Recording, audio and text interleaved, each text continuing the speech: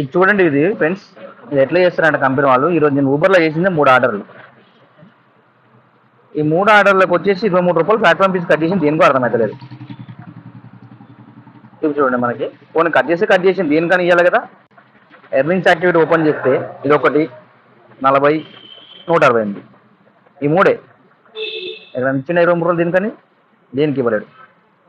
ఇది నిన్నటిది చూసారా, నిన్న కూడా ఒకటే కొట్టిన మనం, ఇంతకుముందు దీంట్లో కూడా ఏం లేదు. ఇట్లా ఉంది కథ. ₹23 దేనికి కట్ చేసినా అర్థం కాలేదు. ఒకసారి మెసేజ్ బాక్స్లో చూద్దాం, మనం మెసేజ్ బాక్స్లో ఏమైనా ఉందేమో అని. ఎడిపోయింది ఇన్బాక్స్లో చూస్తే